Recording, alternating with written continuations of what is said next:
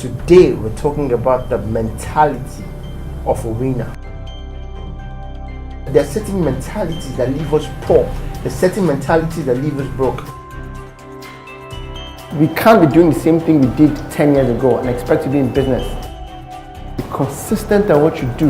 Jack of all trades does not work. You need to know yourself, then know your enemy.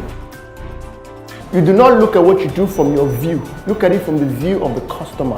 The 21st century business is that business built on customer relationship.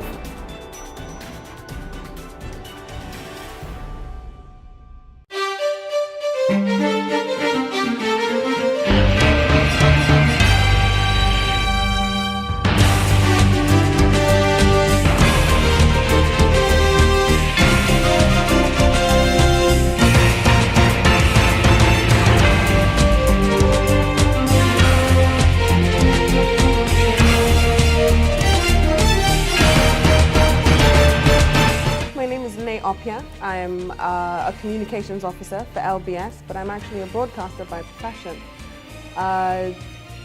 When I first heard about the masterclass, I'm a person who naturally loves to learn.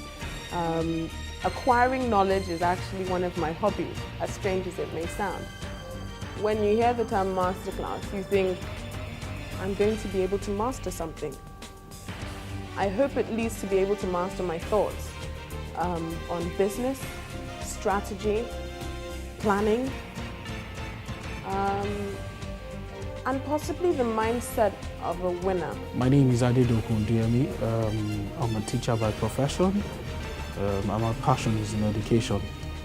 I heard about Hexavian on the radio. I find some of the concepts that they come up with very interesting and all. And that was the reason why I came here. It's more about building a brand.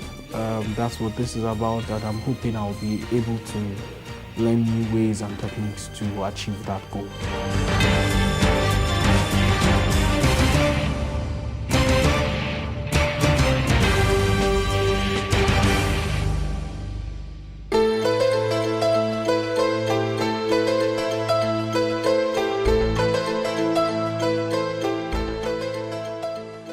The law of creativity. When we all think alike, then no one is thinking. Be creatively different. Creativity is an asset. Everybody needs to be creative. So I spoke about purpose, and I'm thinking, how can you find your purpose, right? I also expect that you'd ask me, how can I be creative if you were not born creative? You'd agree with me that creativity is a gift, that people who are just born creative, right? But then again, what if you're not even born to be creative? Or maybe you're even born to be creative, but you haven't paid attention to know whether you have it. It's actually a learnable skill. There's something called the 3 Bs of creativity: the bedroom, the bathroom, and the boss. Most of the creative moments you'd ever have would come from 3 of those things. They are metaphors, not exactly boss like downfall, because I don't know how much creative you can be in downfall with this conductor on you. But the funny thing is, it's a concept of while everything is in motion, everything moves while you're static. You get that feeling in a bus, you get that feeling inside an aeroplane. You know, the plane is moving so fast, but you're static in it. It draws a lot of spirit. It's deep. Because we have a separate class of creativity where it gets very deep and very mystical and very spiritual, because the same spirit that governs creativity, same spirit that governs prophecy, same spirit that governs inspiration. That's why for Jesus to see the kind of things he needed to see, he had to leave where he was. You know, because transfiguration, he didn't have transfiguration while feeding the 5,000 multitude. He left out. He would go to the wilderness and he would almost be lost for a minute. You need to have that magic moment. You need to find that place that breeds it. Everybody has it. You're not paying attention to it. I know people who can stay in the toilet for 2 hours. Give them a pen, give them a pad when there's a problem, tell them to use the toilet. 2 hours time, they're coming out with solution, as if the shrine is the toilet. You need to know where yours is. Some people is the early morning. Some people is take a long drive or take a long walk. You need to know where yours dwells. Don't live this life like John Legend would say, ordinary people. You need to be able to find where your creativity lives, where it breeds, and understand it and let it work for you. If you do it very well, it will work. If you do it very well and it becomes too obvious, it's called ogbanje, because people will start to look at you strange. But the people who would wake up and just take a long walk and disappear, the people who would just dip their legs in water. I've seen weird creative moments. The people who just wake up in the morning, if you have the luxury of having a swimming pool, you dip your leg in the pool, half of your legs, and you think through stuff. The people who a pack of Benson can do the job for them. When the problem, just different things work. But let's not even look at it on the physical. Let's look at it on a concept level. It can be a state of mind. The people who they get creative when they are under pressure. Have you ever seen people like that? They don't know what to do, but when there's a need, adrenaline comes pumping.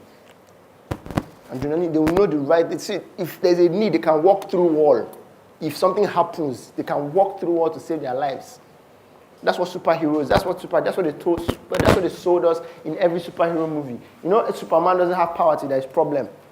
You know, when he pulls his shirts, just at every superhero movie I watch, that's what they all have in common. That's why I realized that why America is so powerful and why Nigeria needs to work on a lot of stuff is we need to create imaginative children.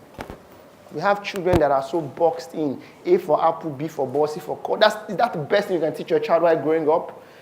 American starts, the theory of American Death America comes from their superheroes. So from the age of 2, 3, your greatest mentor is Superman or Batman, is Spider-Man, is a guy that will die to save the life of others. Do you not understand why America sends people to war in Iraq to die, and they still die? Because what do you do with a child that's been brainwashed from primary school? Do you understand the concept, right?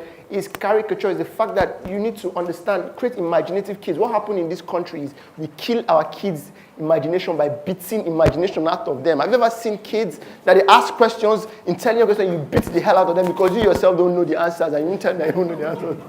No, but back to reality is the fact that creativity should be taught in school. Creativity should be taught in school. It starts from cartoons, caricatures. Cartoons, caricatures. It starts from being, this is what happens in life. As your limbs grow, as you're born,